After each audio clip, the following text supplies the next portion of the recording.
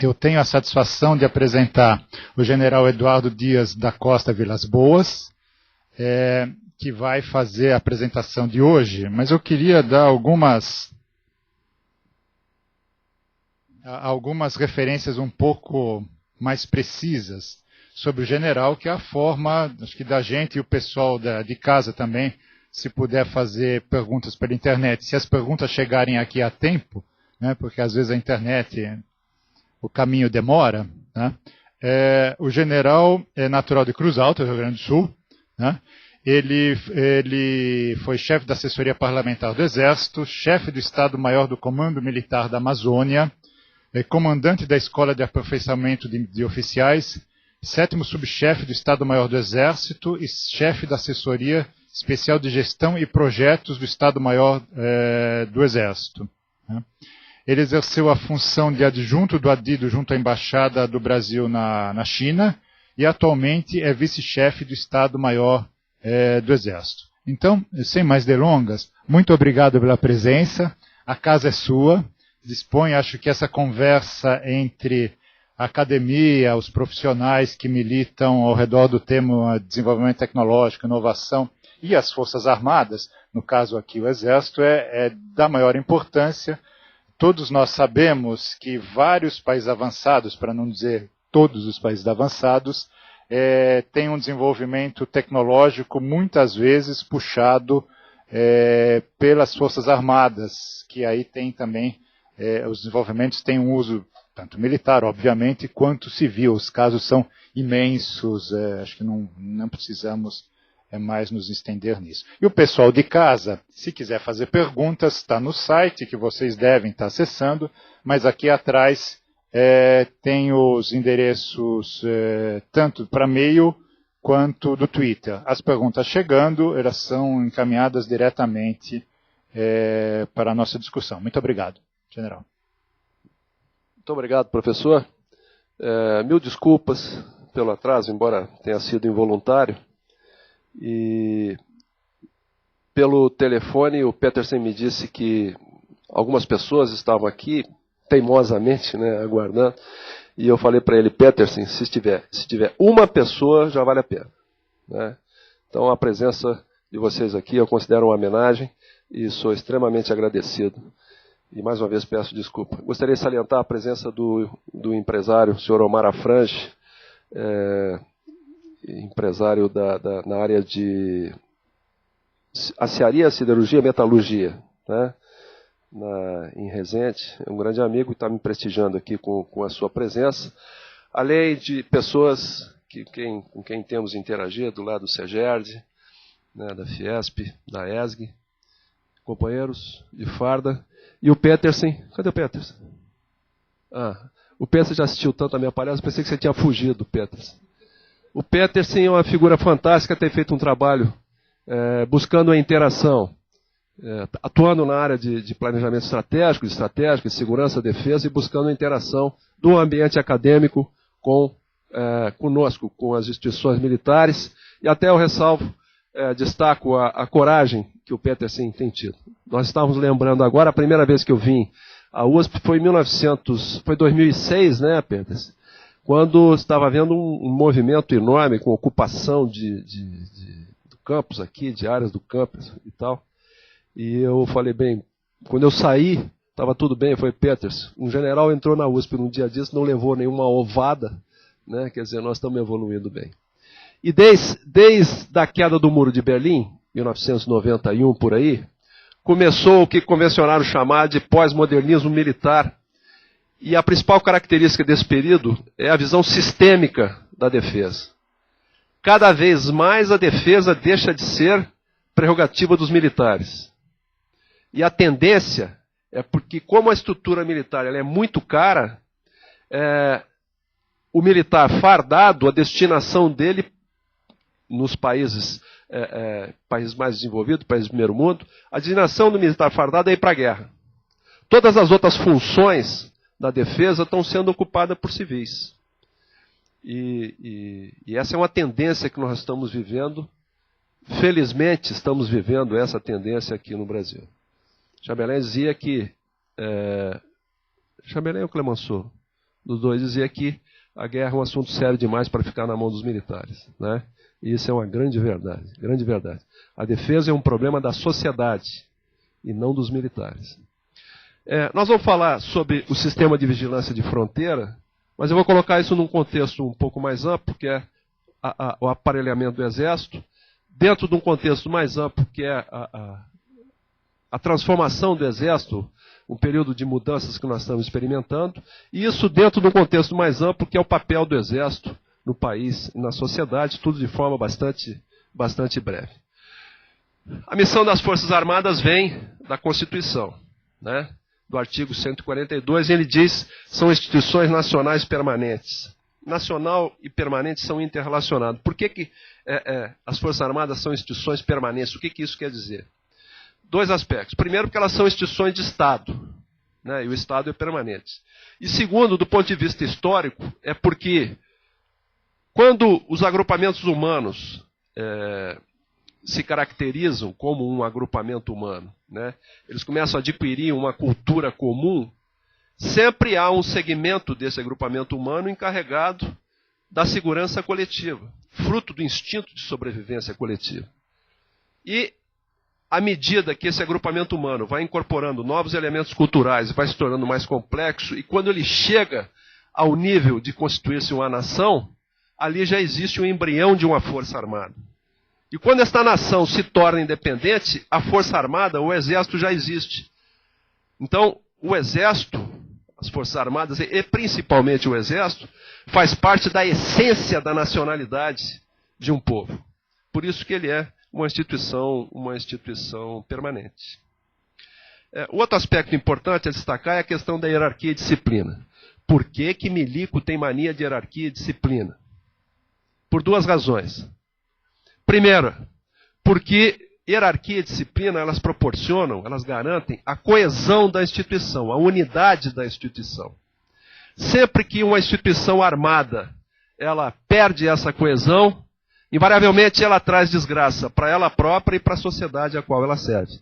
As guerras civis, normalmente, têm este componente de perda da coesão das instituições armadas, das forças armadas do país.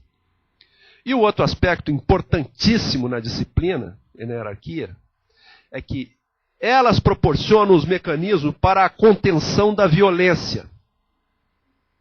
A violência é como um fluido, que quando você emprega a violência ou você derrama a violência, ela se expande, você não tem como controlá-la. E o mecanismo para isso, de você mantê-la sob controle, vem exatamente do que a hierarquia e a disciplina proporcionam. Se alguém aqui luta judô, luta jiu-jitsu, ou luta karatê, sabe que quando ele vai às aulas, né, quando ele está treinando judô e karatê, ele não está apenas treinando a parte dos golpes. Há um conjunto de princípios de toda a ordem que tem esse papel, exatamente. Porque um sujeito, um faixa preta de karatê, sem esses controles, né, internos, dos princípios, daquela filosofia, enfim, tudo isso, ele se torna um perigo. Assim são as instituições armadas. Daí a importância da hierarquia e da disciplina. As missões do Exército vêm, né, do artigo 142 e de outros dispositivos, leis, a Lei Complementar 97, outras leis, a Política Nacional de Defesa e da Estratégia Nacional de Defesa. Daí nós tiramos as missões do Exército, e eu não vou falar já das missões, mas vou colocar aqui uma referência a cenários prospectivos para o final dessa década. Para o final dessa década, nós temos indicações de que o Brasil vai ser ator global. E seremos a quinta economia do mundo, pelo menos, pleiteando assento no Conselho de Segurança da ONU. Então, inexoravelmente, vamos ser ator global. Já estamos nos tornando atores globais. Não é? Segundo é a questão da integração sul-americana, que ela é inexorável, ela avança e, ao mesmo tempo em que ela avança, o nosso país se descola, né, desse contexto sul-americano e cada vez ele vai cumprir o papel mais importante na integração sul-americana. Daí a importância do próprio Brasil se preocupar com essa integração sul-americana, porque para que o Brasil decole, ele não vai conseguir levar preso na decolagem todos os problemas referentes, né, próprios dos países que são vizinhos. E a gente se desenvolvendo, nós vamos gerar assimetrias, desigualdades grandes, e vamos estar atraindo sempre para dentro do nosso território os problemas dos países vizinhos. O Brasil vai acabar se tornando um país de imigrantes, né, a exemplo dos Estados Unidos e alguns países da Europa. E basta andarmos aqui pelo centro de São Paulo e vermos já indícios disso, né? Pessoas de outros países que estão aqui tentando uma vida melhor. Isso traz coisas boas e traz coisas ruins, né? Ainda mais num país que tem as fronteiras como nós temos. E aqui, violência nos grandes centros urbanos, ela avança. Internacionalmente, a disputa por recursos naturais. Viram que agora todos os recursos naturais, as commodities, os preços estão excelentes. Isso está sendo altamente positivo para nós, né? Os cereais, por exemplo, a parte de alimentação, os minérios, enfim, o próprio petróleo. E o agravamento das questões ambientais, que nitidamente está ocorrendo. E esse é um problema sério que a nossa sociedade, a sociedade brasileira, tem que definir como vai tratar. Há que se buscar um equilíbrio disso, né? Porque temos que garantir a sustentabilidade e o não esgotamento dos nossos recursos naturais, e ao mesmo tempo também não podemos sacrificar o bem-estar e o desenvolvimento e a vida das nossas populações. E esse é um tema que é muito manipulado. Isso transformou em ideologia. E o problema das ideologias é que elas perdem o foco da realidade. Dizem que a diferença do comunismo soviético para o comunismo chinês é o pragmatismo chinês. Na União Soviética, quando a realidade não estava de acordo com a ideologia, mudavam a realidade. Na China, o chinês muda a ideologia. Alguma coisa tem errado, né? E nós corremos o risco de aqui a ideologia prevalecer sobre a realidade no que diz respeito a essas questões aqui. O Brasil tem 3 tarefas históricas, 3 tarefas geopolíticas ou geohistóricas para empreender ainda. Nós somos um país curioso, que em pleno século XXI, nós temos ainda metade do nosso território para ser integrado e ser ocupado. Quase metade do território brasileiro não está totalmente integrado, não está ocupado. Não há presença do Estado brasileiro numa parte enorme da Amazônia, por exemplo, e lá do Centro-Oeste. E nós temos que cumprir esta tarefa ainda, porque se pretendemos consolidar o nosso entorno sul-americano, e se pretendemos nos lançar como um ator global, nós não podemos ter vulnerabilidades relativas ao nosso território. Há um exemplo histórico para nós entendermos essa dinâmica que esse exemplo vem dos Estados Unidos, que a partir das 13 colônias, nos séculos 16, 17, fizeram a marcha para o oeste, ou seja, fizeram a expansão interna e consolidaram o seu território, por meio de guerras, né, e por meio de aquisições e etc. Depois, eles consolidaram o seu entorno estratégico. E aí fizeram guerra com a Inglaterra, fizeram guerra com a Espanha, fizeram guerra com o México, aquelas guerras na América Central, as Banana War, como eles chamam, enfim, eles consolidaram esse entorno estratégico e garantiram a segurança absoluta do seu território, a sua integridade e a inviolabilidade das suas fronteiras. Isso ocorreu nos séculos 17, 18, até início do século 19. Depois de consolidado isso, aí eles se lançaram, enfim, no outro plano, se transformaram no ator global. Nós temos essas 3 tarefas históricas para executar, teremos que executá-las simultaneamente e sem fazer guerra, como eles fizeram, né? Então vejam a complexidade do que o Brasil tem que fazer ainda na sua evolução. Por isso nós temos concluir a expansão interna, e nessa expansão interna as Forças Armadas sempre se atribuíram um papel importante, por meio do que a gente chama de estratégia da presença, é uma herança que nós recebemos dos portugueses colonizadores, que somos a única presença do Estado numa quantidade muito grande, numa área muito, muito, muito extensa do nosso país e da Amazônia. E a nossa capilaridade, ela garante a soberania, garante a integridade, e a presença das unidades, elas automaticamente trazem um mínimo de infraestrutura, de comunicações, de transporte, de energia, de saúde, de educação, que oferece condições para que a população se assente e desenvolva, inicie o desenvolvimento de uma atividade econômica que aos poucos vai se tornando mais complexa e vai se tornando autossustentável. Temos que desenvolver a cooperação regional e sempre, os militares falam sempre na questão da dissuasão, depois eu vou explicar, só que não tem sentido a gente falar de dissuasão para países como Bolívia, Paraguai, Uruguai, enfim, praticamente todos os países sul-americanos. A nossa assimetria em relação aos Estados Unidos é de 1 para 10. Em relação a países como Bolívia, Paraguai, é de 100 para 1. Em relação à Argentina, é de 6 para 1. Quer dizer, nós não temos que estar preocupados com esse país, né, do ponto de vista militar, enfim. Nós temos que manter um equilíbrio estratégico, sim, né? O Brasil tem que ter um peso específico, mas nós temos que buscar a cooperação com esses países, inclusive no campo militar. E até no campo militar, à medida que nós incrementamos essa cooperação, nós estamos cooperando para a estabilidade interna desses países.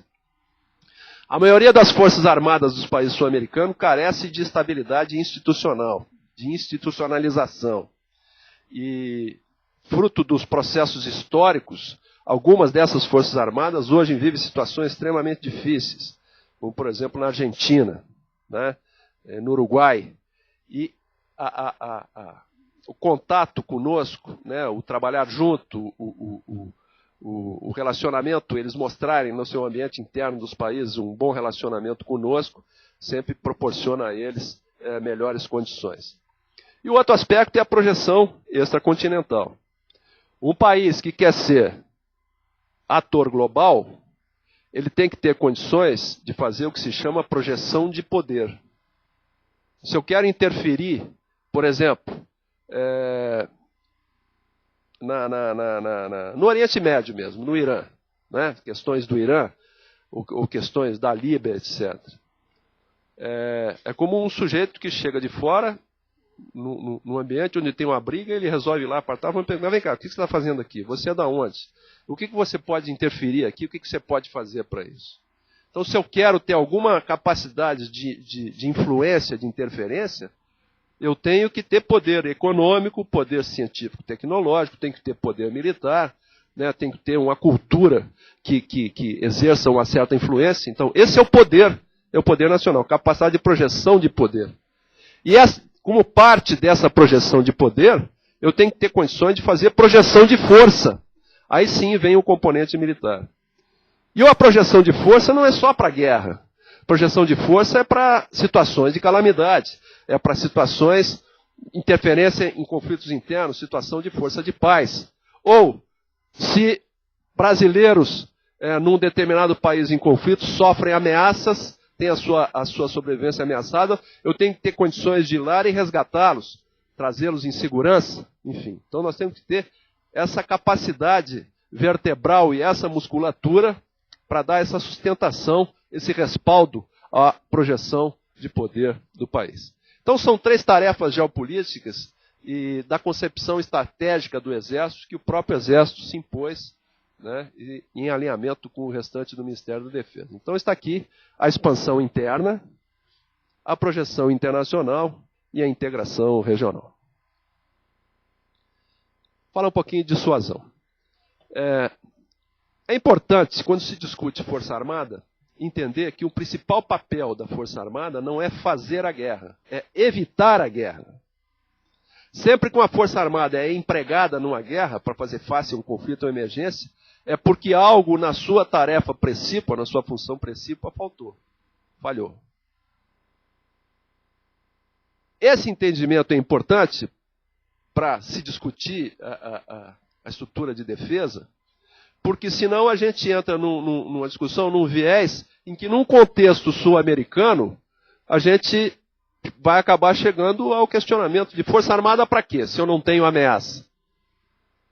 E esse é um problema que nós vivemos no Brasil. Nós, os militares, vivemos, porque somos um país em que a sociedade não tem percepção de ameaça. Ela não há nenhuma ameaça para a nossa integridade, para a nossa soberania. Né? E no país, ainda com problemas tão sérios, desigualdade social, desigualdade regional, com carências básicas da população, necessidades básicas da população não sendo atendida, como você justificar o repasse de recurso para a área de defesa, que é uma área essencialmente não produtiva? Não é? Tem um professor, o professor Domício Proença, ele num debate sobre isso, a pessoa diz, no nosso país, a sociedade não tem percepção, necessidade de segurança, ele disse, olha, nada é tão vital para a sobrevivência humana quanto o oxigênio. Eu pergunto, alguém pensou aqui em oxigênio hoje? Só vamos pensar na iminência da falta do oxigênio. Né? Então é isso que se vive, a gente vive naturalmente no nosso país. A dissuasão é o seguro que a sociedade paga. É um militar inglês que, não me lembro o nome dele agora, ele diz que costuma-se acusar os governos de desviarem recursos para a defesa, né, ao invés de aplicá-lo em outros bens, mas ele diz, não há bem mais caro do que a vida e a liberdade. Né? Então, realmente, esse é um componente importante da sociedade, que o governo tem que estar atento, e nós ignorarmos essa questão da dissuasão é como o sujeito que tem uma casa, compra um cachorrão, né, para cuidar da casa. Como a casa passa um tempão sem ser assaltada, ele diz, eu não preciso desse cachorro, minha casa não é assaltada. Né, então, seria mais ou menos a mesma coisa. Na questão do pensamento de defesa nacional, houve um marco importantíssimo. Em junho de 2008, quando o presidente Lula assinou a Estratégia Nacional de Defesa. Ele atribuiu essa tarefa ao ministro Jobim, no sentido de que deveria colocar a defesa na agenda nacional, na pauta das discussões nacionais, porque ela absolutamente não estava. Né, não estava. E assim foi feito. O ministro Jobim costuma dizer que ele faz parte de uma geração política, geração pós-64, para quem assuntos de defesa sempre foi DOI-CODE, repressão, esse tipo de coisa. E eles nunca se preocuparam, nunca se interessaram, nunca se envolveram com a defesa, os parlamentares, os deputados, os políticos. Ficou um espaço vazio que os militares tiveram que eles sim ocupar. E a consequência disso foram as baixas séries orçamentárias. Né? Porque como defesa não dá voto, isso é um problema dos militares, os parlamentares nunca se interessaram por isso. Então essa coisa passou a reverter a partir daí, e ela é histórica porque pela primeira vez na história moderna do Brasil, o poder político diz aos militares o que eles devem fazer. E esse é o fundamento, né, da defesa, a estrutura da defesa, ela deve cumprir esses preceitos. É a prevalência do poder civil. Ele deve dizer ao militar como ele quer que a sociedade seja defendida. Então, a Estratégia Nacional de Defesa representa essa mudança de paradigma extremamente saudável. Para nós, excelente, porque, em contrapartida, há um compromisso agora por parte do governo. Né? Se ele me diz o que eu devo fazer, ele tem que me proporcionar os meios. Ele passa a fazer parte da questão. Então, essa foi uma evolução muito grande. E o nosso país, vinha vivendo um problema. Da década de 30 à década de 80, o Brasil foi o país do mundo que mais cresceu. Nós tínhamos uma ideologia de desenvolvimento. Os mais velhos, Omar, lembra, o Brasil era o país do futuro. Não era? Tinha uma coesão interna. Um sentido de projeto o nosso país tinha.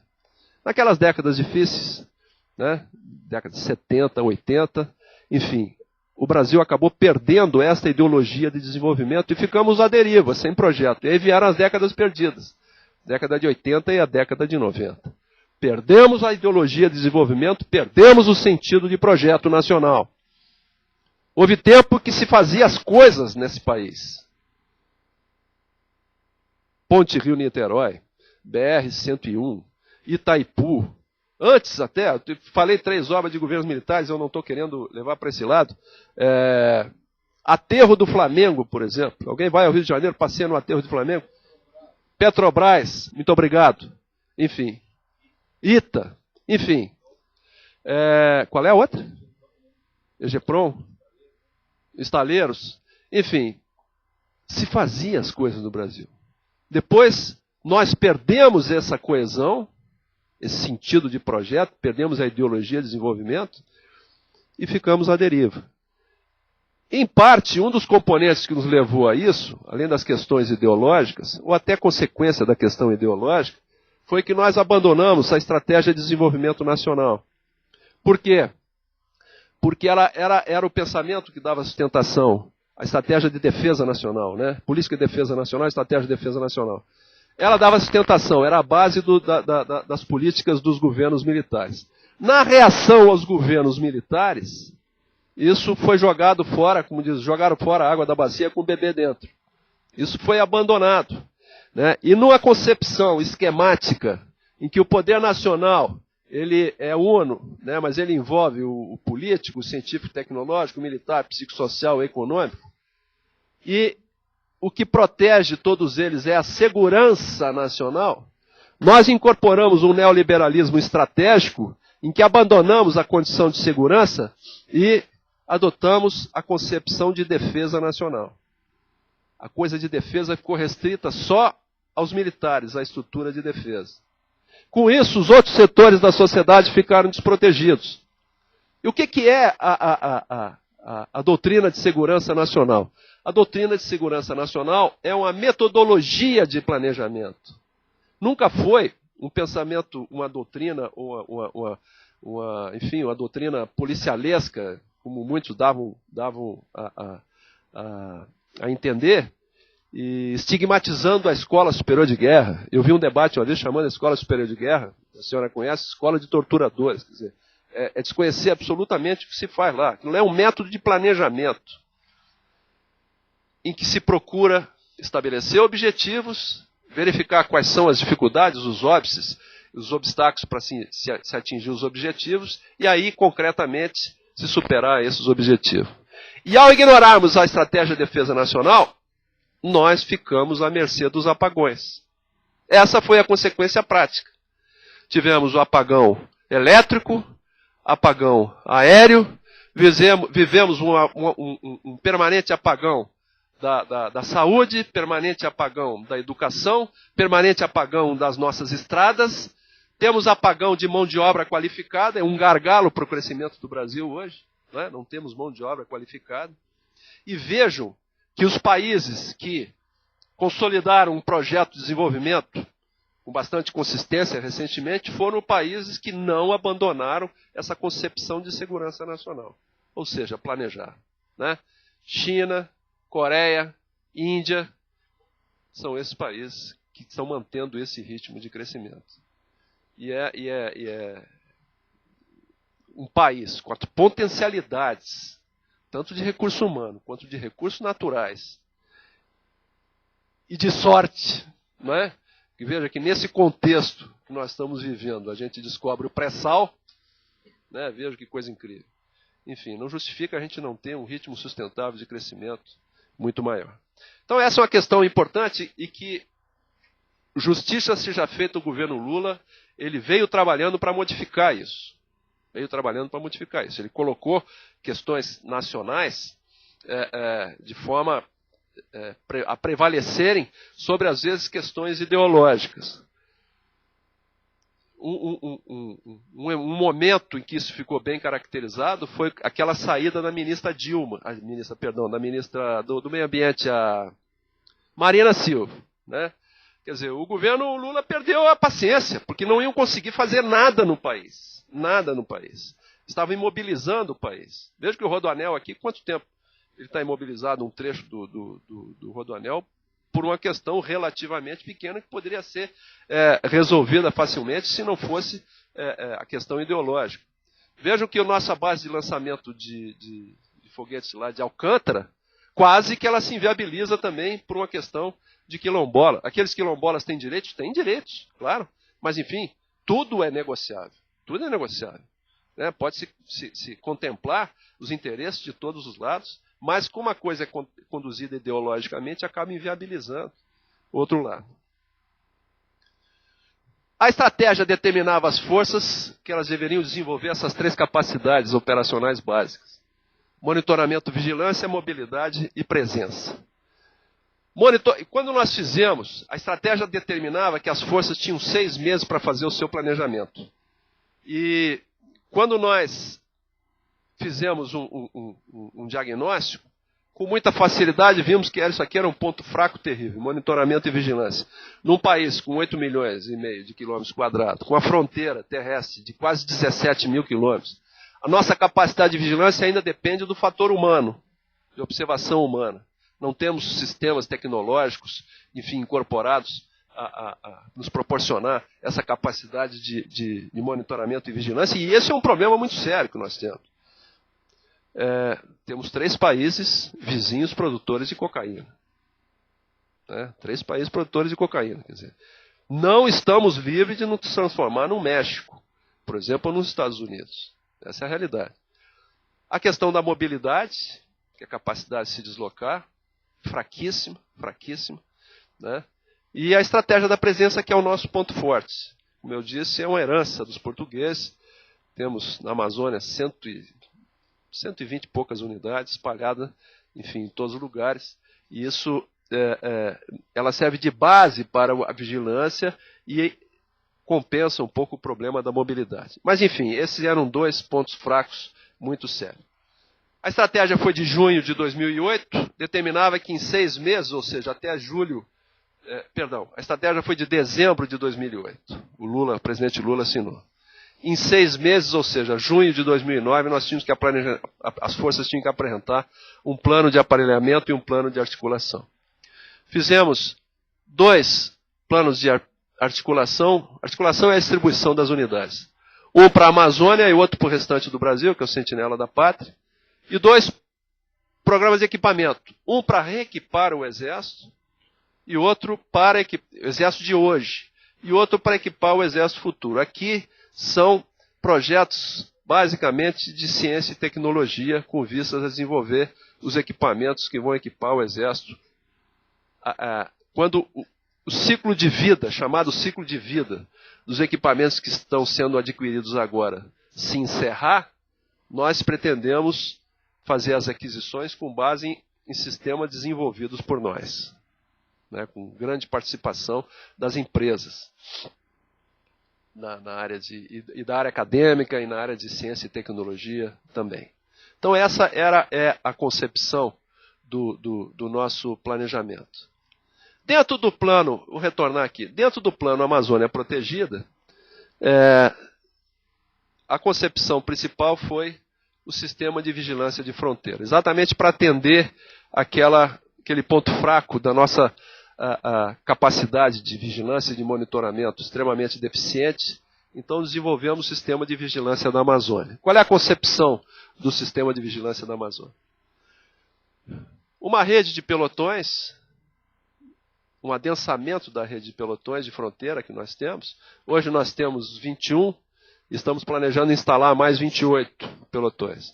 Para que esses pelotões, na verdade, operem como uma célula de vigilância, um pelotão tecnológico, interligado ao sistema de comando e controle, que no futuro deverá contar com satélites, e hoje já está sendo estruturado um grande programa de satélite para o Brasil, com participação de empresas civis e participação do Ministério da Defesa, do Ministério da Ciência e Tecnologia, porque um país como o nosso, com a extensão do nosso, não pode prescindir de satélites para suas comunicações, tanto comunicações civis quanto comunicações militares, para proporcionar às Forças Armadas uma capacidade de coordenação, de comando e de controle essencial. Aqui em verde nós temos as brigadas que já existem. Na Amazônia, em vermelho, 3 brigadas que nós estamos planejando criar. Uma brigada para Foz, uma brigada em Manaus, que vai ser a reserva estratégica, e uma nova brigada no Acre. Por que uma nova brigada no Acre? Aquela região do Acre, Rondônia, o centro-oeste, é uma região que está merecendo atenção, muita atenção, porque ela está sofrendo um impacto muito grande decorrente das represas do Rio Madeira, Giral e Santo Antônio, que vão proporcionar energia abundante naquela região, decorrente da construção da rodovia interoceânica, e essa rodovia que está por ficar pronta, e quando isso ocorrer, o Brasil estará colocado na bacia do Pacífico, estaremos com acesso direto aos mercados da Ásia e enfim, toda a bacia do Pacífico, o oeste dos Estados Unidos e assim por diante. E com a abundância de mão de obra, a abundância de energia, que eu me referia, vejo que essa região, nós podemos considerar que será um segundo lance em sequência ao que foi proporcionado pela construção de Brasília, né? Todo esse avanço da sociedade brasileira, interiorização, agora eu acredito que nós vamos ter um outro avanço em direção ao centro-oeste, com enorme valorização destas áreas, Mato Grosso, Acre, Rondônia e Acre. Eu digo que há que se prestar atenção porque essa região está sofrendo esse impacto e ela não está sendo preparada para isso. A infraestrutura, os recursos humanos. Vejam que empresas que vierem a se instalar aqui nessa região, e certamente vai ocorrer em grande quantidade, né, aproveitando esse acesso à bacia do Pacífico, vão ter que trazer mão de obra qualificada aqui do Centro-Sul. E a população daquela região vai ficar assistindo e os benefícios não se horizontalizam. E a gente continua gerando desigualdades. Né? Continua gerando desigualdade. Então, por isso nós estamos colocando aqui uma brigada no Acre. Porque tem os bônus e tem os ônus. Né? Quando essa rodovia ficar pronta, a Ásia, a China, estará colocada dentro do nosso território. Com tudo que isso tem de bom e isso tem de ruim. Né? Pode trazer de problema. E complementando essa rede de sensores, de sistemas de comando e controle, todos os demais sistemas operacionais que eu vou depois abordar, explicar o que são os sistemas operacionais, ou seja, todas as outras unidades. Porque não tem sentido eu ter uma capacidade de vigilância em tempo real se eu não tenho a capacidade de resposta em tempo real. Se eu deteto um ilícito qualquer na fronteira e levo 8 dias para chegar lá com a minha tropa. Né? O mesmo ocorre no Centro-Oeste, se replica para o Centro-Oeste e se replica para o Sul. Então toda a nossa área, a nossa faixa de fronteira estará coberta por esse sistema. Esse sistema estará integrado ao CIVAM, que já existe, né, aqui a bordo da Amazônia. Ele é como se fosse um CIVAM da fronteira. Estará integrado ao SISGAS, Sistema de Gerenciamento da Amazônia Azul. Estará integrado ao Sistema da Polícia Federal. Estará integrado ao Sistema de Controle do Espaço Aéreo, controle de voo e o Comando de Defesa Aeroespacial. Então, uns sistemas de defesa, sistemas de vigilância totalmente integrados sob a coordenação do Ministério da Defesa. E para isso é essencial a questão do satélite. Nós estamos muito atrasados no satélite. Uma coisa interessante é que, para satélite, esse satélite de órbita geoestacionária, você precisa garantir um lugar para ele. E já não tem mais lugar. Já está virando comércio entre os países. Eu vendo o meu lugar para você, que os países mais desenvolvidos, lógico, se asseguraram, né, garantiram, trataram de garantir, mecanismos internacionais, a posse desses lugares, e hoje até isso a gente já tem dificuldade. Então nós temos que andar rápido com essa questão. Sistemas operacionais. Uma outra visão do CISFRON são 3 subsistemas. Um sistema de sensores, radares, veículos aéreos, enfim, todo tipo de sensor, interligados por um sistema de comando e controle, um sistema de comunicações que a gente denomina de um sistema de apoio à decisão. Né? As informações são repassadas para cá, para os centros de comando e controle. Aqui se elabora os planejamentos e se transmite a ordem para a área operacional, que são os atuadores. Que nada mais são do que tudo que nós planejamos para a organização e o equipamento do Exército. Aqui, uma outra visão é que os sistemas operacionais, todos os sistemas operacionais deverão estar contemplados, deverão ser modernizados também.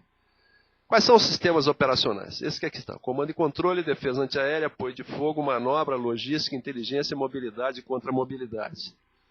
Qualquer unidade operacional, ela tem esses 7 sistemas funcionando dentro dela. Tá bem?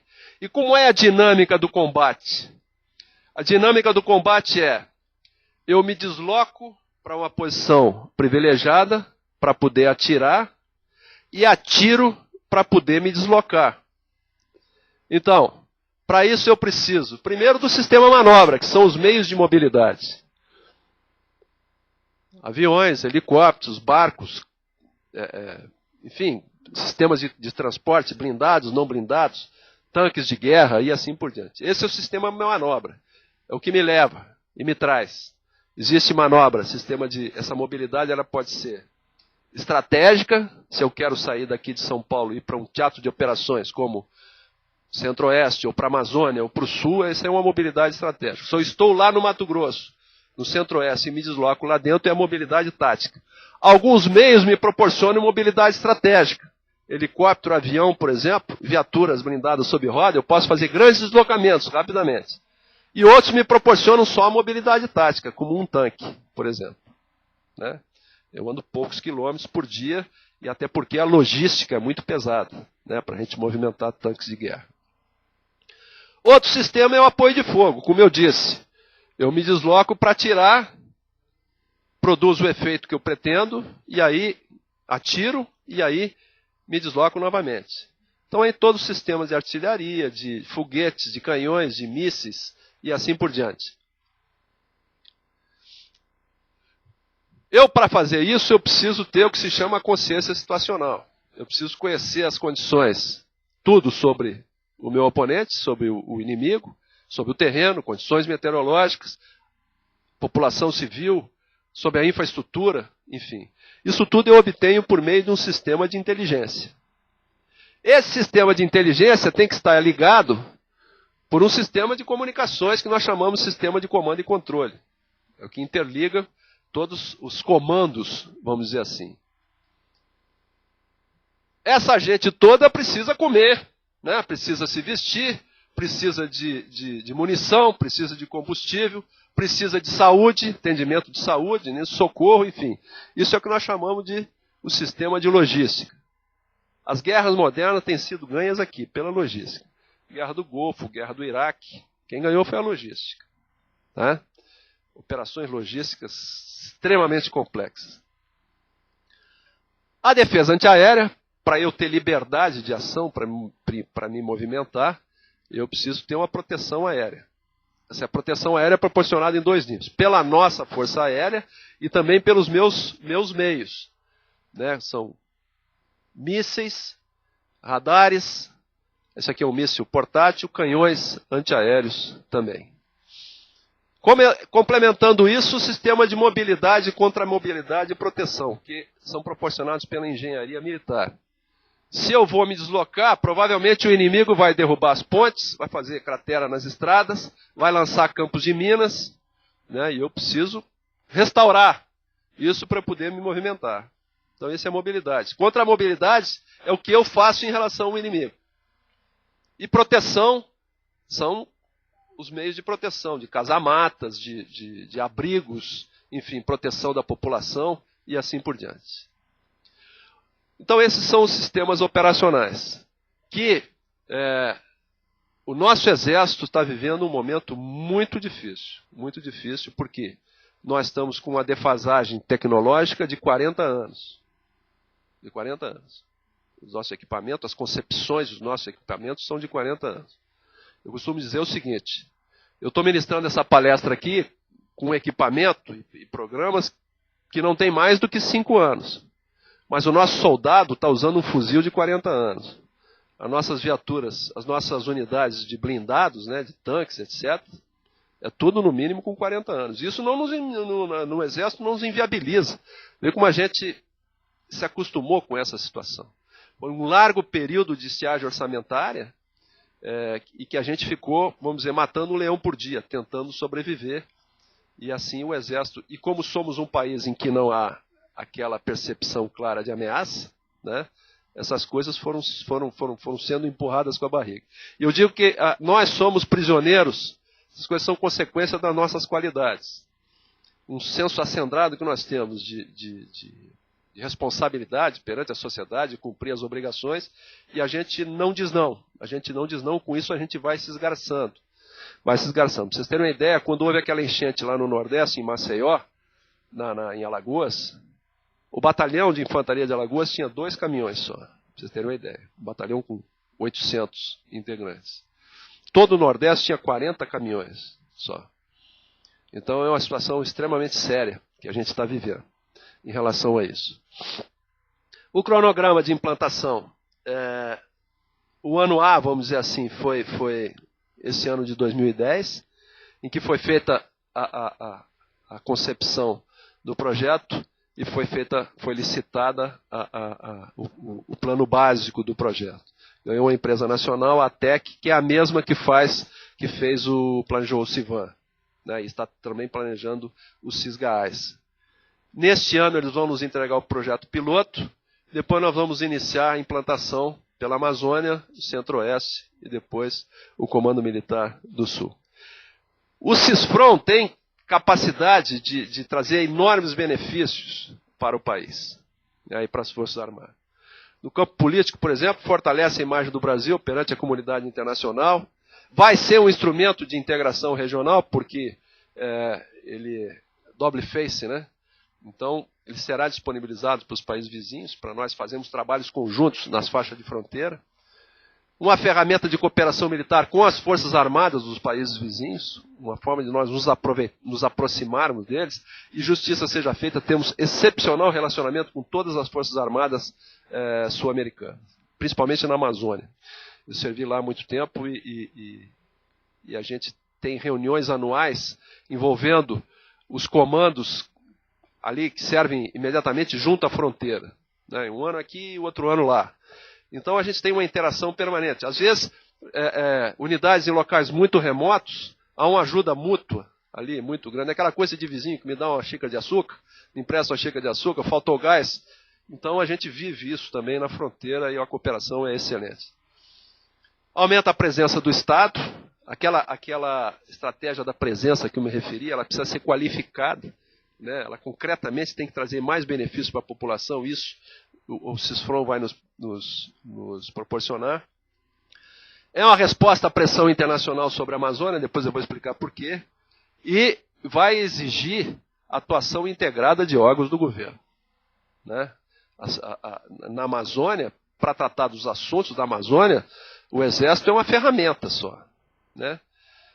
O Exército não substitui FUNAI, não substitui IBAMA, não substitui INCRA, não substitui Polícia Federal. Nós damos suporte para esses órgãos atuarem. No que diz respeito à Amazônia mesmo, aumenta a nossa capacidade da preservação ambiental, de proteção à biodiversidade, combate aos ilícitos ambientais, quantidade de contrabando de espécies vivas é enorme, dificílimo da gente detectar, né? E a nossa capacidade de proteção às populações indígenas também. Uma influência grande na segurança pública, porque aquela lei complementar 97, ela deu ao Exército responsabilidades, deu o poder de polícia, inclusive, de combater os crimes transnacionais na faixa de fronteira. E nós não tínhamos ferramentas para fazer isso com eficiência. E temos sido cobrados. Narcotráfico, as armas estão entrando pela fronteira. E o Exército não está fazendo nada. Então, ele vai nos proporcionar maior eficiência para a atuação, tanto quando o Exército atua, quanto também para a gente proporcionar, oferecer suporte à Polícia Federal e às polícias estaduais também.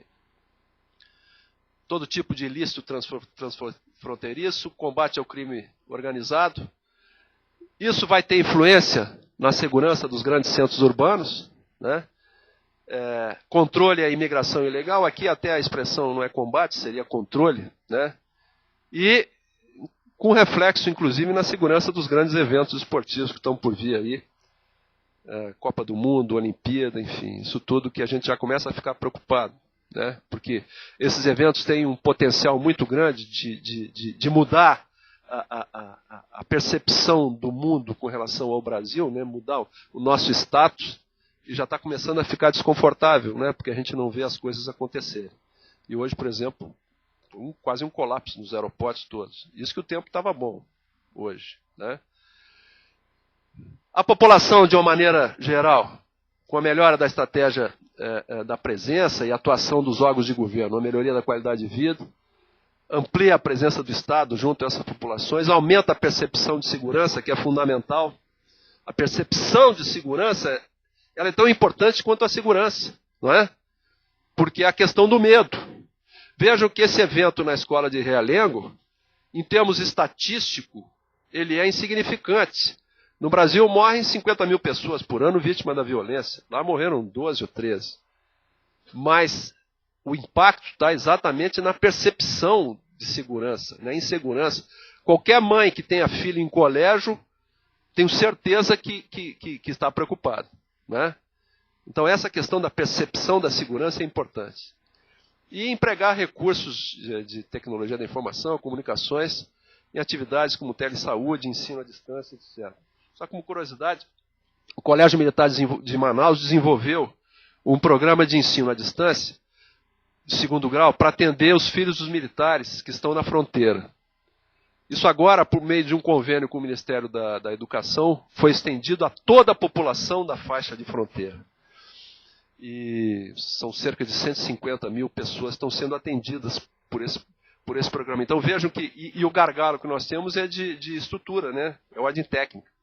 Então vem aumentar, melhorar as condições para isso. Do ponto de vista da economia, geração de emprego na indústria nacional de defesa, ele é um projeto que tem um enorme componente tecnológico, essencialmente tecnológico esse projeto, e assim como o Civan ele mudou o patamar tecnológico da Força Aérea, nós imaginamos que ele vai mudar o patamar tecnológico do Exército. Geração de empregos e proporcionar exportação de serviços também. Para o Exército, também vai se beneficiar, né?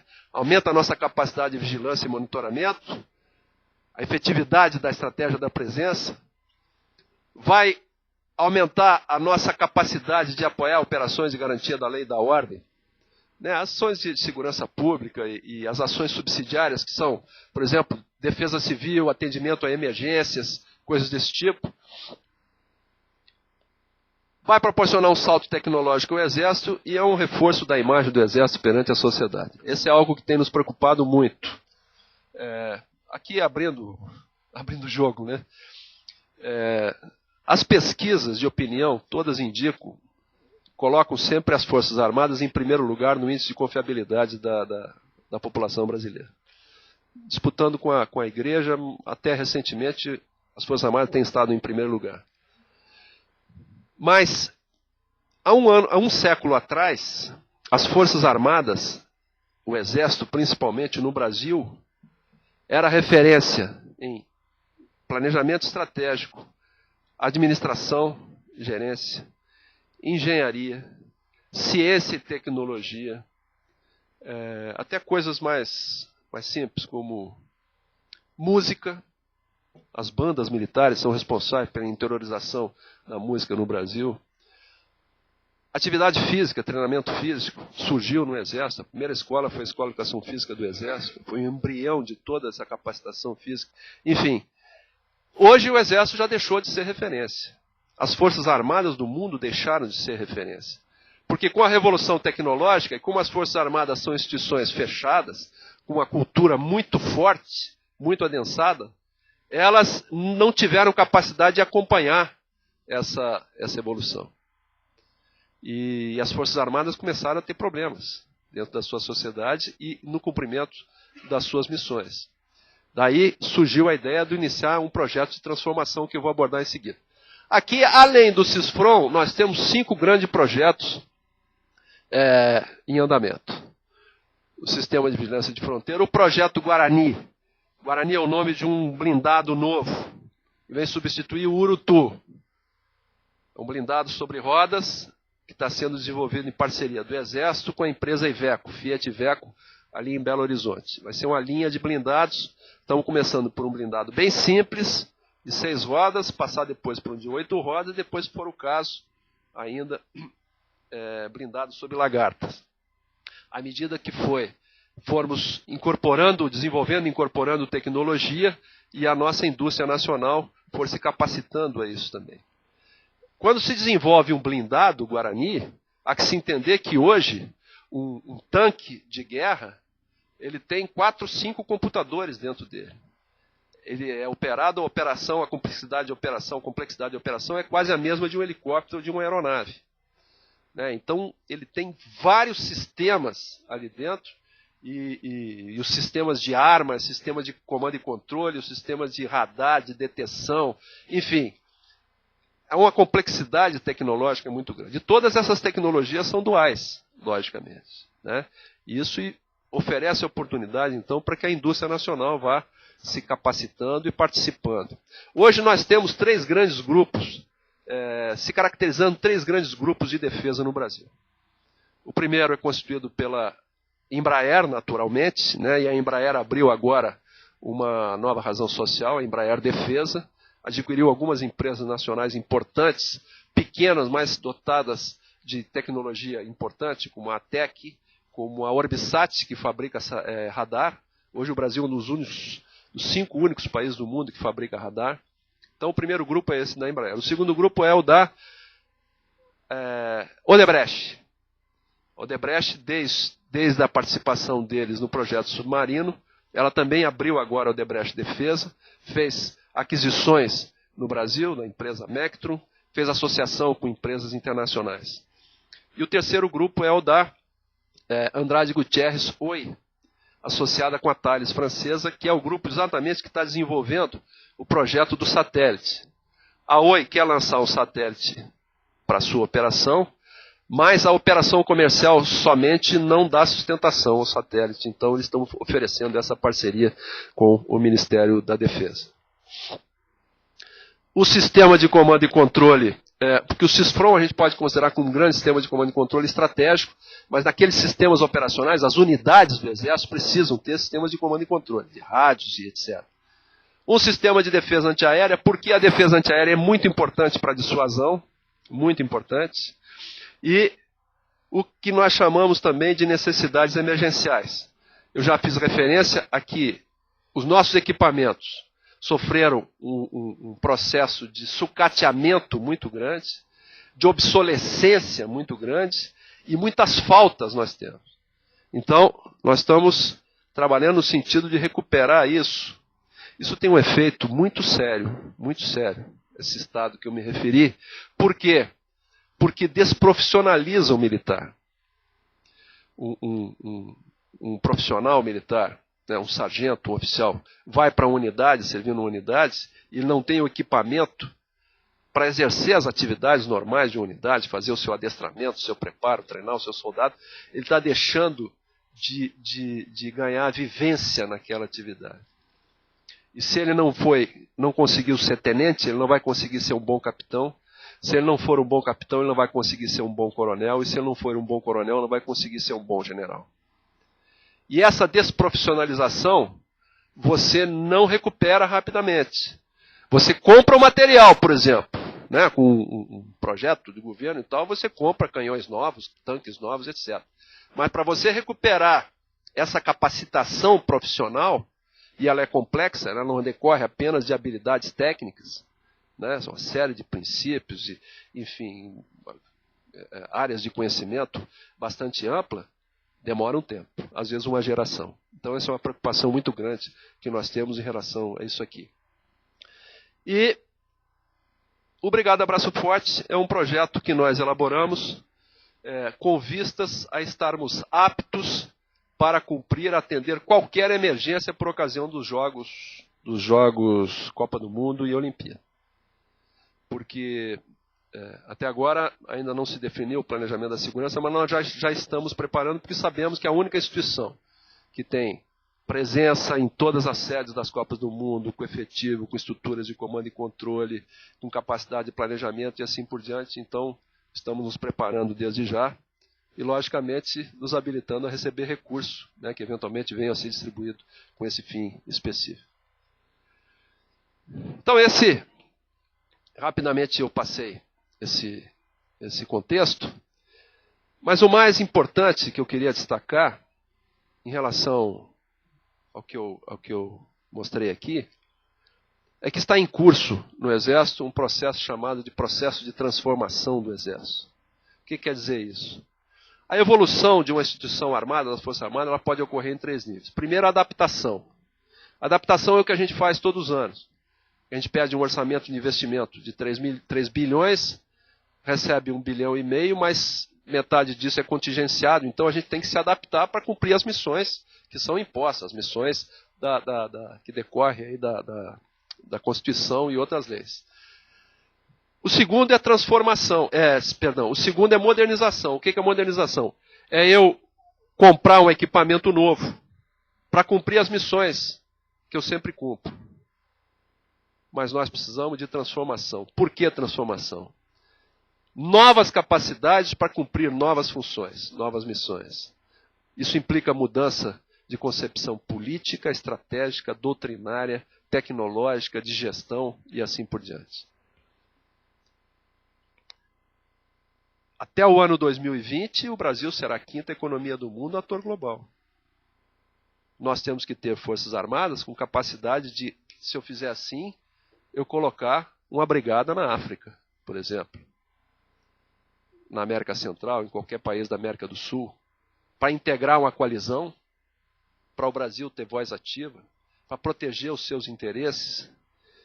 E o que acontece conosco? Nós ficamos estagnados com um exército de concepção de Segunda Guerra Mundial. Por quê? Segunda Guerra Mundial, essa concepção de guerra, de era industrial, de guerras de longa duração, de ocupação de grandes espaços, de conquista e controle de recursos naturais. Uma guerra em que vai se anunciando, eu tenho tempo de fazer a preparação. Em que o Exército trabalha no seu dia a dia não para produzir operacionalidade, mas sim para produzir recursos mobilizáveis. Então, nesse tipo de guerra, o maior poder de combate é obtido por meio da mobilização. E o que acontece hoje? As guerras são instantâneas.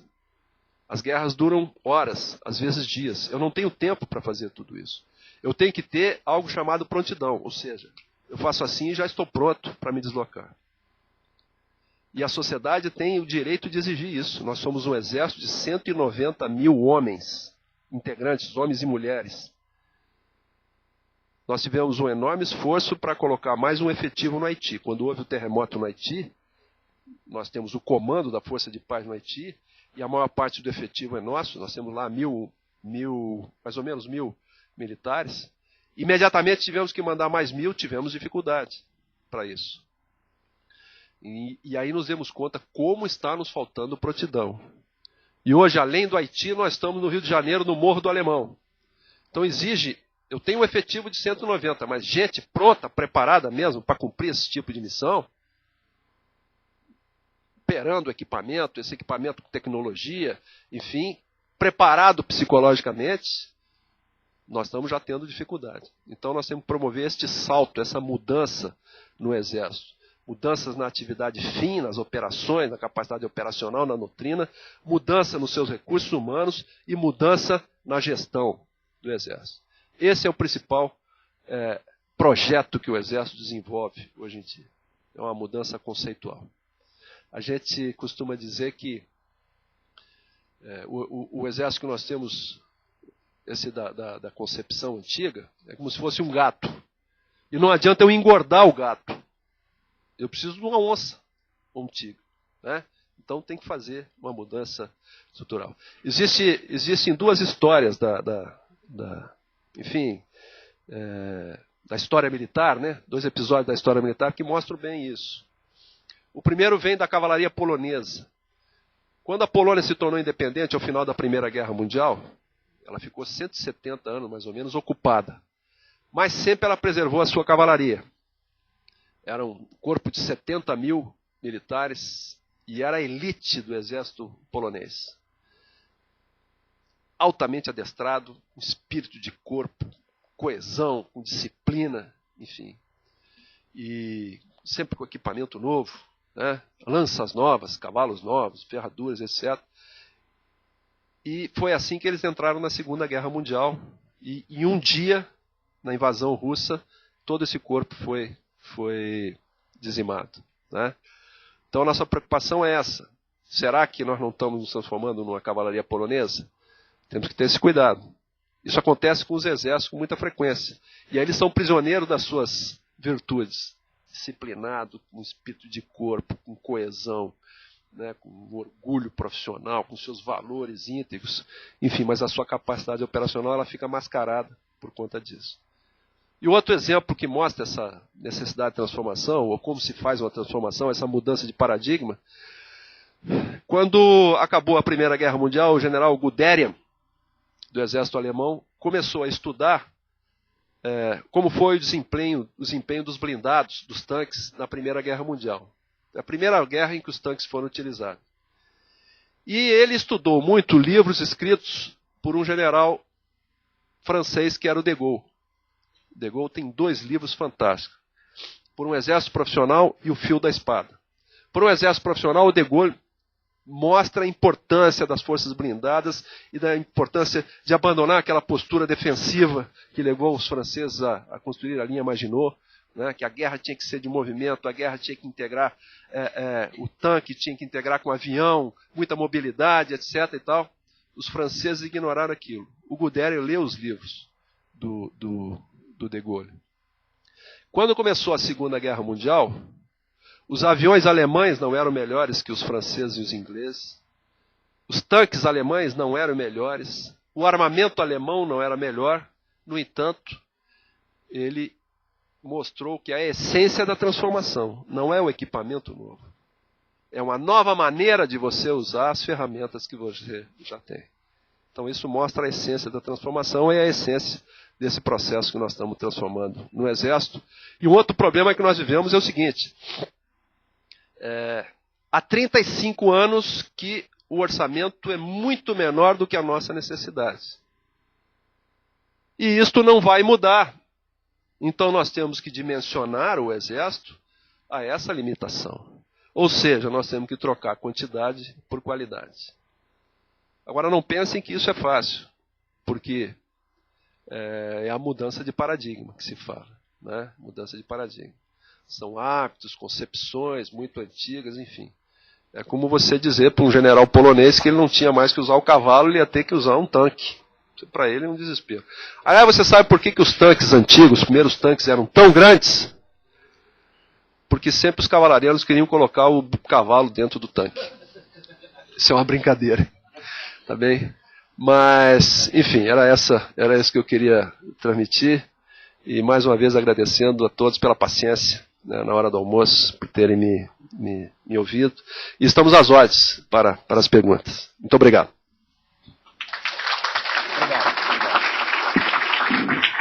Muito obrigado. Vamos já passar diretamente a algumas perguntas, discussões. Pode sentar aqui. Pode. Eu esqueci de dizer no começo, mas esse evento tem o co-patrocínio, digamos assim, do Instituto de Relações Internacionais aqui da USP. E o Peterson, que ele está lá atrás, no observatório tem um grupo de trabalho de defesa que basicamente é coordenado e executado e planejado por ele, certo? Então, ele que articula, digamos assim, as questões relativas a, como nosso foco é inovação e defesa, ciência, tecnologia e defesa. Bom, vamos lá. Então temos 2 aqui. Eu só pediria para que se identificasse por causa da transmissão da internet, já temos 3, e eu gostaria de fazer uma pergunta que não é temática, se é possível, se o senhor autoriza de deixarmos a gravação dessa palestra no site, para que pessoas depois possam acessar. A gravação e os... E os próprios slides também estão... Perfeito, está ótimo, obrigado. Tem gente que não gosta, até hoje nós não tivemos nenhum expositor que não tenha deixado, mas é nosso dever perguntar. Tá. Eu vou passar aqui. Mais assim? Depois o Guilherme. Tá desligado? Vê se eu fiz alguma bobagem aqui.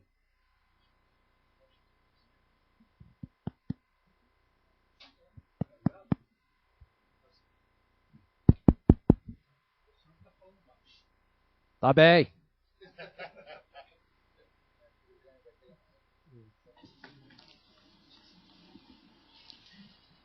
Eu quero chamar a atenção. Por favor, no microfone, por causa da gravação. O microfone está funcionando?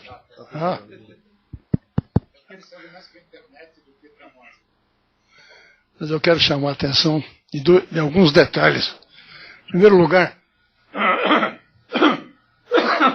parabéns pela magnífica e professoral apresentação que Sua Excelência, o General Vilas Boas, nos brindou. Meus parabéns.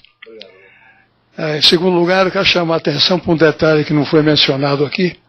É o seguinte: no currículo do general consta uma atividade a qual, durante o tempo do presidente Fernando Henrique, ele desenvolveu uma assessoria, um gerenciamento, não sei, na distribuição de cestas básicas no Nordeste.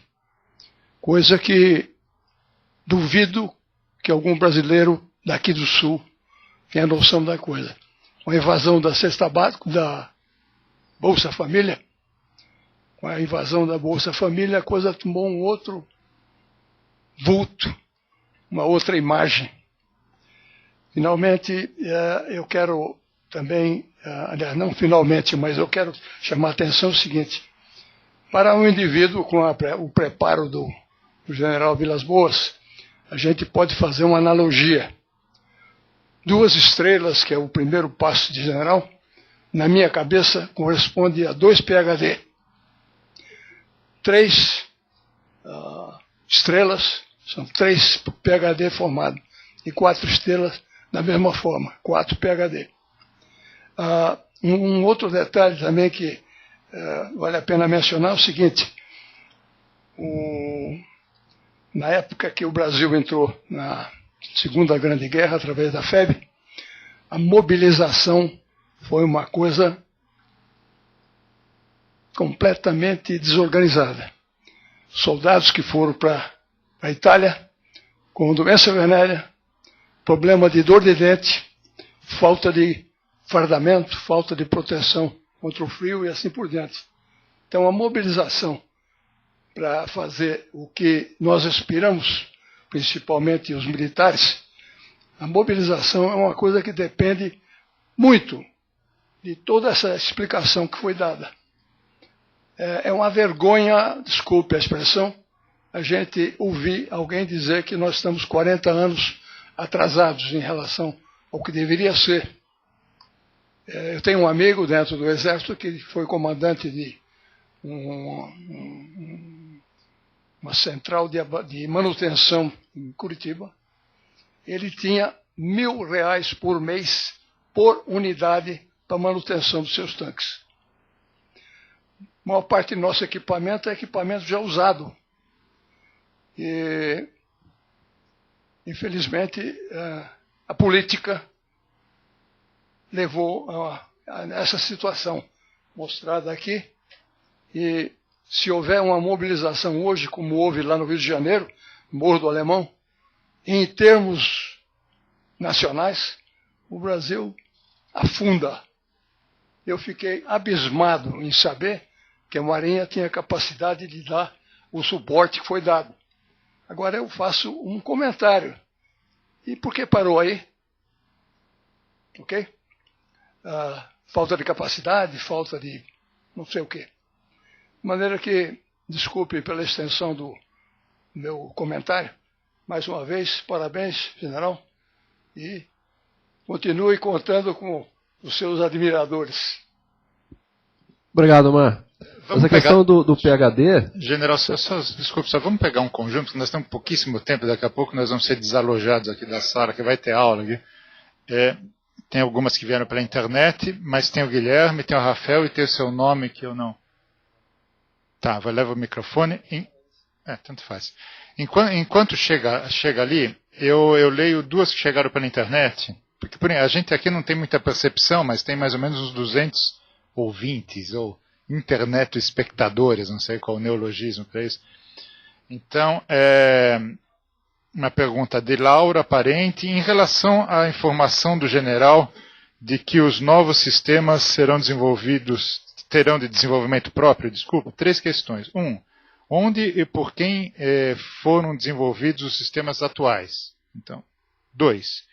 Por que essa decisão de desenvolvimento próprio agora? 3. Quem são os atores envolvidos na concepção e desenvolvimento desses novos sistemas? Aí eu passo para o Guilherme, daqui a pouco eu leio a segunda. Guilherme, faz favor. Bom dia, general. Meu nome é Guilherme, sou estudante da pós-graduação aqui do departamento da Poli, faço parte do Laboratório de Gestão de Inovação que o professor Salerno coordena.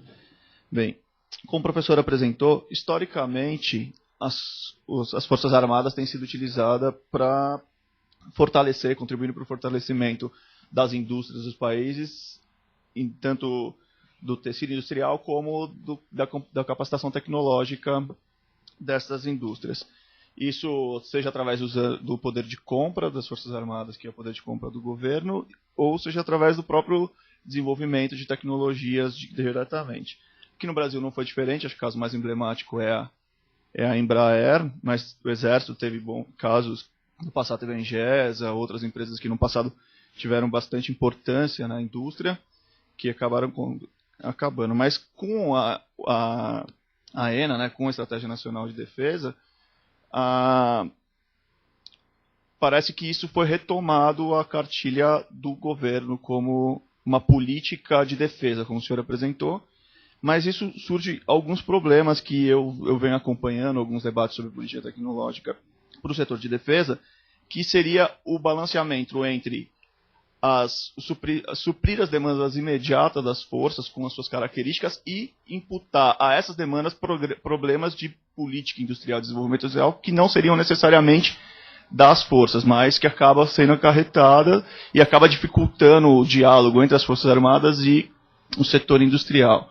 Acredito que também o caso mais emblemático é da compra dos caças da Força Aérea, que parece que a Força Aérea optou por um modelo, o governo, por conta da política industrial, optou por um outro que não cabe no orçamento da Força pela operação, mas outros exemplos que eu acompanho em fóruns, por exemplo, de discussões militares, dos helicópteros comprados da Embraer, que parece que parte dos militares preferiam comprar os helicópteros americanos, Black Hawk, que são muito mais eficientes e mais baratos de operação e manutenção. Existe, então, esse debate, né, entre as forças militares e o governo em termos de definir estratégias para políticas industriais e tecnológicas usando o poder de compra das Forças Armadas. Então, queria saber do senhor se existe um critério de seleção nesses grandes programas que o senhor apresentou, de seleção de setores industriais onde há competências industriais já estabelecidas que o Exército pode ajudar a fomentar, ou se não há essa discussão e é uma questão que vem do governo e o Exército não tem participação na escolha dos seus parceiros no que compra do exterior ou no que desenvolve internamente junto com empresas nacionais. Eu vou passar para o Rafael. Desculpa, o Rafael passou aqui. Então, o nosso colega aqui de verde, enquanto o microfone chega lá, eu leio a outra pergunta que veio para a internet, que eu acho que, bom, na minha opinião, o senhor já respondeu, mas em todo caso, é um internetico que não está identificado, mas que a consideração é a seguinte: cerca de 70% dos gastos das Forças Armadas é com pessoal. O Exército não planeja repensar seu projeto de força para investir mais em qualidade do que em quantidade? Que foi um pouco o final da sua exposição, certo? Por favor, se identifique. Bom dia, general. Eu sou Augusto Malaman, sou aluno do primeiro ano de graduação de Relações Internacionais aqui na USP. Eu tenho 3 perguntas mais leigas e objetivas para o senhor. Eu não consegui entender exatamente no ponto em que o senhor falou sobre o desenvolvimento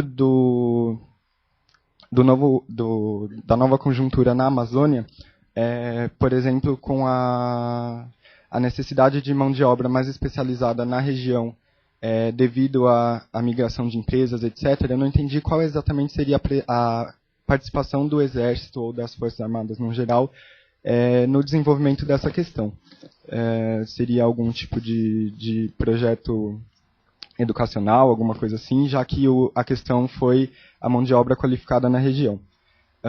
Uma outra pergunta que eu gostaria de fazer já que a sua exposição foi bastante detalhada quanto às estratégias específicas das Forças Armadas nesse plano novo, eu queria que o senhor desse alguma maior especificidade quanto ao trato com o problema da imigração ilegal. Porque foi apenas citado ali como um dos pontos relacionados ao projeto, mas eu tenho um interesse maior nesse ponto, gostaria que o senhor elucidasse um pouco maior aí. Eu consegui entender bastante os motivos dessa operação ou estratégia, não sei bem como definir, na região norte, e eu consegui pegar bastante a sua explicação sobre isso, mas eu não entendi exatamente qual a aplicabilidade dessas novas estratégias na região centro-oeste e sul. Eu gostaria também que o senhor pudesse falar um pouco sobre isso. Desculpa se as perguntas forem básicas demais, mas era isso. Obrigado. Agora a última, acho que não tem mais escrito, que é a minha. Por algum motivo, a minha inserção da universidade, eu estou aqui na Escola de Engenharia desde 83 como docente, mas eu conheço grupos que fazem algumas pesquisas ligadas à Marinha, tem o escritório naval aqui na Poli, isso facilita, tem grupos que fazem um pouco de pesquisa ligados à aeronáutica, do que eu conheço, a Marinha é mais ativa aqui, mas eu não conheço sobre o Exército. A Marinha tem centros de pesquisa lá na Ilha do Governador, né? A Aeronáutica tem, de certa forma, o CTA, o apoio histórico com a Embraer, faz encomendas para a Embraer, um pouco mais restrito, mas eu gostaria que o senhor nos mostrasse, explicasse um pouco quais são as estruturas do Exército para essa relação de ciência e tecnologia, obviamente para as Forças Armadas, né? Para as Forças Armadas não, para a Força Exército, especificamente. Seria isso. Obrigado. Esse aqui está melhor? Bom, eu vou responder não necessariamente na ordem, tá? Com relação à questão previdenciária, alguém perguntou, a internet. Mais de 70% do orçamento das Forças Armadas é para pagamento de pessoal, né? Nós temos algumas distorções na legislação. Bom, primeiro é o seguinte. O Ministério da Defesa, diferente de outros ministérios, a parte previdenciária fica a seu cargo, né? Então, por isso que gera esses números com essas características que nós referemos. Outros ministérios não têm este encargo. De qualquer forma, nós temos ainda resquício de leis, de regulamentações antigas que oneravam muito a carga previdenciária. Leis estabelecidas num contexto em que não havia esta preocupação, né, com relação à longevidade das pessoas, esse tipo de coisa. Então, hoje, nós ainda temos vivas pessoas que são pensionistas da Guerra do Paraguai, por exemplo. Então, uma série de coisas que estão sendo abolidas e que paulatinamente vão modificando isso. De qualquer forma, há um problema estrutural nas forças. Há um problema estrutural. A quantidade de pessoal militar, profissional, está muito grande para o contexto da força, né? Toda a estrutura da força. Nós temos que diminuir, estamos trabalhando nisso aí, para diminuir este pessoal e compensando com a presença de civis, presença de estagiários, presença de empresas com terceirização e atribuindo a outros setores da sociedade responsabilidades que até então eram nossas. Esse é o principal trabalho que nós temos que fazer. Conforme eu disse, a tendência moderna é militar fardado é para ir para a guerra. O resto tudo é feito por esses outros setores, conforme eu me referi. Então, esse é um problema sério que nós temos realmente, estamos começando a atacá-lo efetivamente, que vai demorar um tempo ainda para a gente reverter isso. Bom, do ponto de vista de equipamento da força, há um aspecto muito importante que está se modificando agora por meio de novas leis que estão tramitando no Congresso, com vistas a proporcionar dos recursos orçamentários para investimento, ou seja, para os programas, alguma regularidade, previsibilidade e continuidade. Este é o mais importante.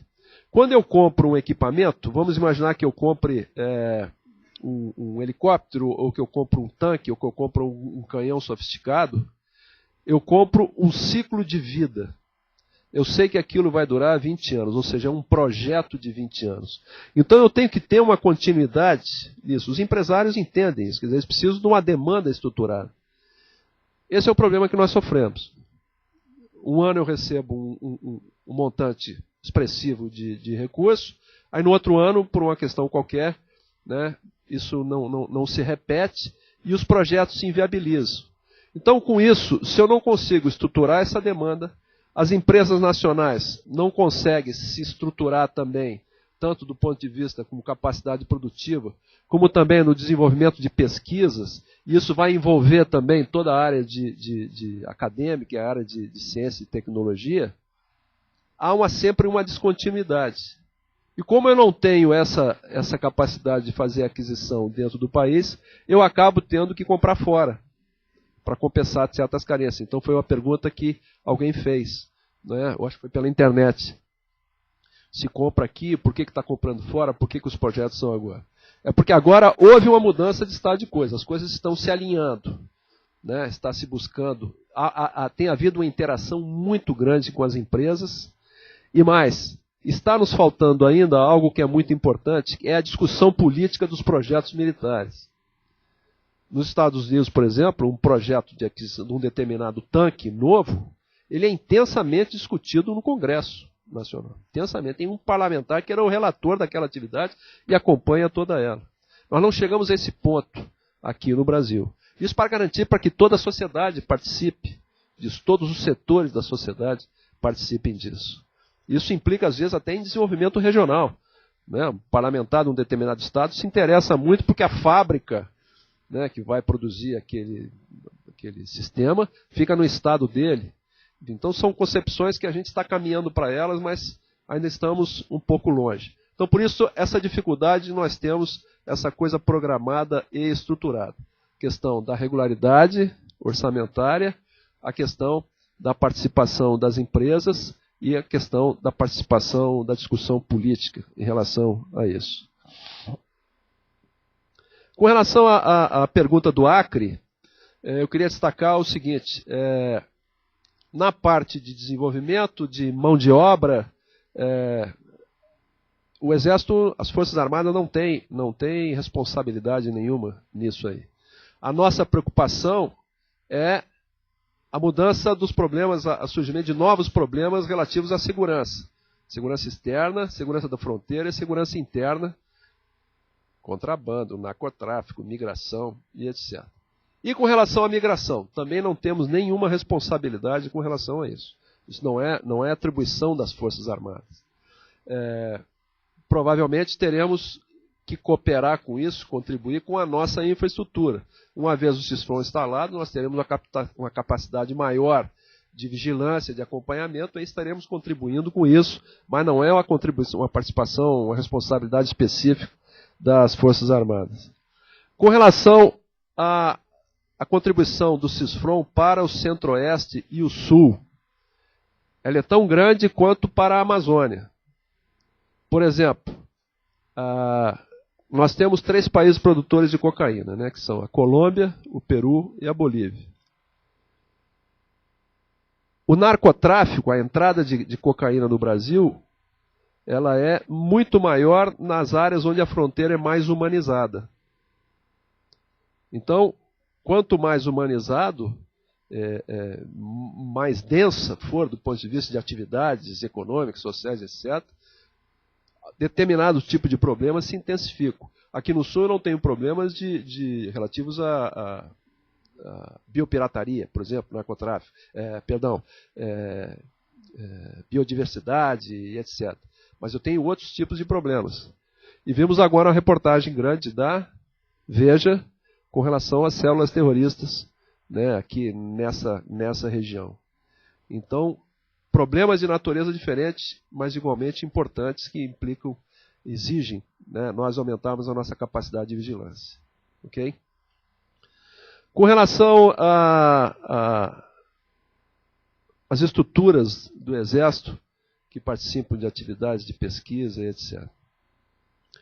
Você colocou um dedo na moleira do Exército com essa pergunta, porque reflete, e até é um testemunho importante para nós, uma percepção de quem está por fora. O primeiro problema é porque, para quem está em São Paulo, porque o centro de gravidade da nossa atividade, nosso sistema de ciência e tecnologia, fica no Rio de Janeiro, né?